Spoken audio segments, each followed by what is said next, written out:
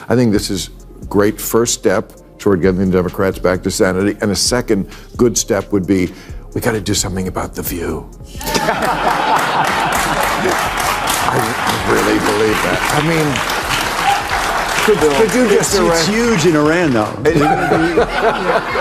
you know, when I mentioned The View in Iran, all with the same head cover, you can't even tell which one is which. Bill Maher has once again taken aim at Whoopi Goldberg, and this time, he's not pulling any punches. In a sharp and very public critique, Maher slammed a recent comment Goldberg made, suggesting that The View should either be canceled altogether or no longer be treated as a serious source of discussion. So, what exactly did Whoopi say that sparked such a strong reaction? Over the years, Whoopi has stirred up plenty of controversy on The View, from eyebrow-raising remarks about historical events to bold comparisons involving public figures. She's made more than a few headlines, but her latest statement may be the most shocking yet, and Maher wasn't about to let it slide in his usual blunt style. He called her out directly, mocking both her take and the tone of the show. His comments quickly caught fire online, with social media users jumping in and turning Whoopi into the subject of countless memes. Whatever your thoughts on Whoopi or Mark, things clear. This clash is making waves, and it's not going away anytime soon. Aliens literally throw gay people off of buildings. They don't adhere to basic human rights. Listen, here's the thing. Let's not do that, because if we start with that, we have been known in this country to tie gay folks to the car. I'm sorry, but where the Iranian regime is today in 2025 is nothing used compared to just the United keep States. hanging black people. So it is not even the same. I couldn't step Oh no! during this. Wait! That's not what you mean. Maher has made it clear he's had enough of The View, especially when it comes to Whoopi Goldberg. And, truthfully, he's not the only one raising eyebrows. Even people who usually agree with her have started to quietly step back, wondering what's going on. Lately, Whoopi's comments have gone from controversial to downright confusing. And Maher, he didn't hold back. He criticized her for what he sees as extreme, overly woke views that, in his opinion, are out of step with common sense. He went even further, calling The View a toxic echo chamber that he believes is hurting public conversation, not helping it. In a recent segment, Maher said bluntly, "This show isn't just loud, it's harmful.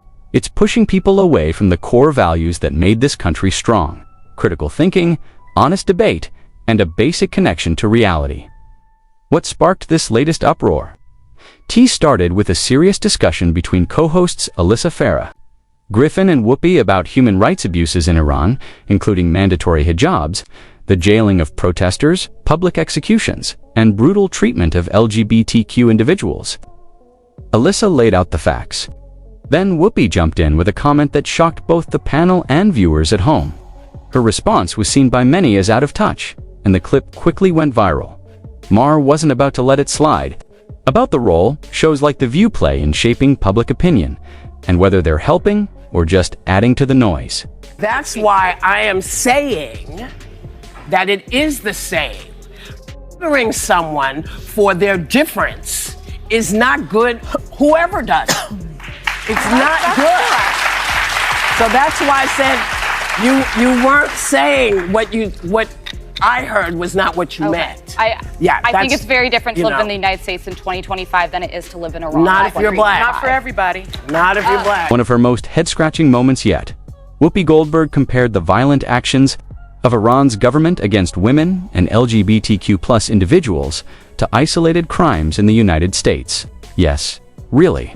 According to her, these situations are somehow on the same level.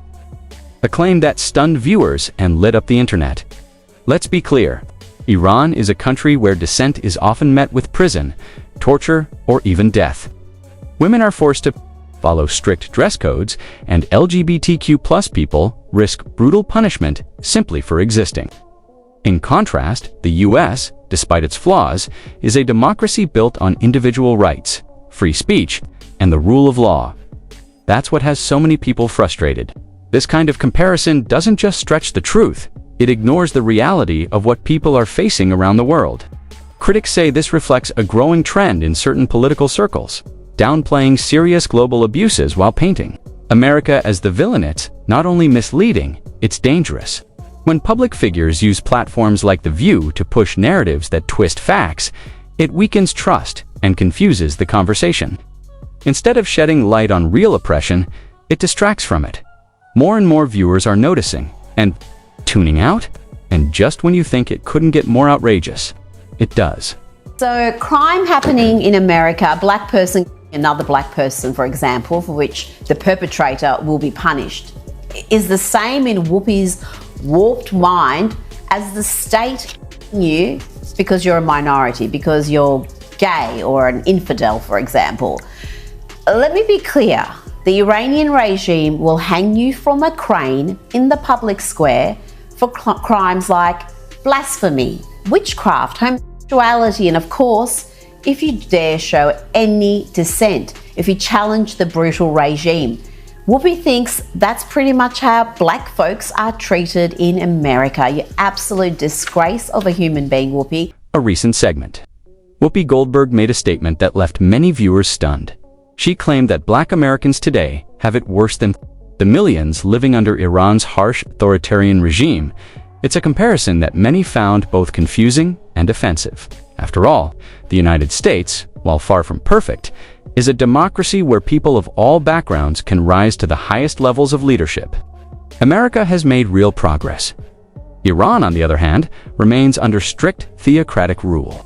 Women there can be beaten or arrested for simply showing their hair. LGBTQ+ people face severe punishment, even death. Speaking out against the government can land someone in prison or worse. So when Whoopi suggested that America is somehow more oppressive, critics said she crossed a line. It's not just an exaggeration, it's a distortion that downplays the suffering of those truly living under violent state-imposed control. Commentators across the spectrum have begun to push back. Australian journalist Rita Panahi, for example, didn't hold back in her response. And that's something people are increasingly unwilling to ignore. As I said, I'm a direct descendant of a slave. My great-great-grandfather was born on a Rosedown plantation. I am literally being judged not by the color of my skin, but by the content of my character. That's the progress because, like, a lot of white people had to vote for me. A lot. So wait, I don't even ever want to hear Whoopi Goldberg's conversation about how it's worse to be black in America right now. That's a bit far. And my father, who's 75 years old, he was a man that was in the French quarters that had to go get a sandwich to the back door of the building. And his son is now a United States congressman in a white majority district in Texas as a Republican. That is America. This is a perfect example of what happens when public figures rely too heavily on emotional sound bites instead of thoughtful dialogue. In trying to speak up for the black community, Whoopi Goldberg may have thought she was making a bold and meaningful statement. But the result left many feeling frustrated and disappointed. Her recent comparison, equating the challenges faced by black Americans today with the brutal oppression of women in Iran, didn't come across as powerful or supportive. Instead, it struck many as deeply out of touch. Let's be honest, racism and inequality still exist in the US, and they're serious issues that deserve attention. But America is also a nation with legal protections, civil rights, and the democratic tools to push for change. That's a far cry from what women in Iran endure, where they risk arrest or violence simply for not wearing a headscarf, and where dissent can be met with imprisonment or death. By lumping these two realities together, the nuance is lost. It's not only an unfair comparison, it unintentionally downplays the harsh conditions Iranian women live under every day. And it overlooks the real progress made by black Americans through decades of hard work, sacrifice, and perseverance. That's not meaningful advocacy. It's a watered-down version of activism that ends up sounding more like a talking point than a sincere message. And now, people are speaking up. Congressman Wesley Hunt recently shared a powerful response that reflects what many Americans are feeling, that it's time for honesty. Year or two ago, and Donald Trump doesn't want to celebrate that. To me, it's exactly what you're talking about. So is it 600,000 people so that we wouldn't enslave people anymore? And the fact that freedom won is a good thing, and we should honor that. That's what Juneteenth's about. And I don't know why President Trump doesn't want to honor that. So I don't want it. I don't want Black History Month. I don't want all these days for it to make everybody feel special. I'm an 80s baby. Everybody's too sensitive anyway. We're all Americans anyway. This holiday That's what Morgan Freeman said. Morgan Freeman, I can't agree more with him. Yeah, he said that to Mike Wallace. He said, I'm an American. Of the most frustrating parts of this conversation is how quickly some people, like Whoopi Goldberg, overlook the real progress made in America. Progress that's backed by facts and lived experiences. Take the example of a black man whose son now represents a majority white district in Texas. That's not just symbolic. It shows that, in the United States, opportunity is possible for anyone willing to pursue it, regardless of their background. Is America perfect? No, of course not. No one is claiming that. In places like Iran, where women are stripped of their rights, dissent is silenced, and punishment is harsh, America's growth is undeniable. Here, people have the freedom to speak out, protest, vote, and even run for office. These are rights protected by law and embraced by our democratic system. And while we continue to work toward greater equality and justice, we're doing so within a system that allows people to shape their own future. To compare that with a regime where women are legally oppressed and political opposition can be met with violence is not only wrong, it's deeply unfair to the people who are truly suffering under those conditions. Acknowledging progress in the U.S. isn't ignoring problems, it's recognizing reality. And when people erase that progress just to fit a tired political narrative, it doesn't help anyone. The hard-fought victories of those who came before us and those still working for change today. The Women Life Freedom Uprising has long been forgotten, it seems, by the left, who would rather rail against It's become a familiar pattern, even in moments that should bring people together, like Congressman Wesley Hunt's thoughtful and unifying remarks. Some can't resist turning the spotlight back onto political divides. In this case, rather than focusing on the message of progress and shared values, a Democrat redirected the conversation with yet another attack on Donald Trump, layered with race-based talking points. This constant return to identity politics and partisan jabs makes it harder to recognize the real strides being made in this country. Instead of building on common ground, it keeps us stuck in the same old cycle of division. The truth is, and promote equality, is to stop making everything about race and start seeing one another as fellow Americans. That means celebrating people for their merit, their character, and their contributions, not just their background.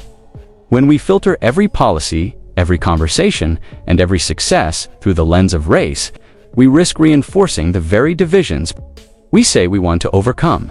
True unity doesn't come from quotas, categories, or constant labeling. It comes from equal opportunity, shared responsibility, and the freedom for every individual to rise on their own terms without being boxed.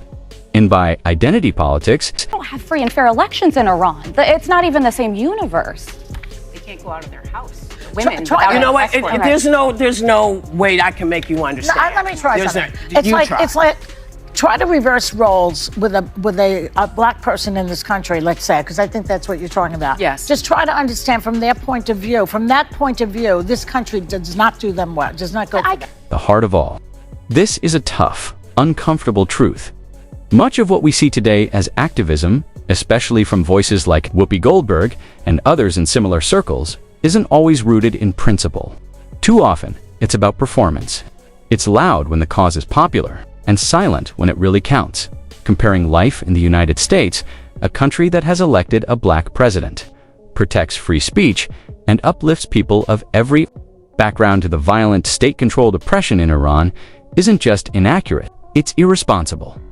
When leaders like Congressman Wesley Hunt speak with clarity and hope, they deserve respect, not to be drowned out by political point scoring. When Iranian women risk everything for basic rights, their courage should be front and center, not ignored, while the conversation gets redirected to the latest partisan fight. Real change doesn't happen through viral outrage or carefully crafted hashtags. It takes honesty. It takes consistency. And above all, it takes integrity, standing up for what's right, even when it's not trendy or easy.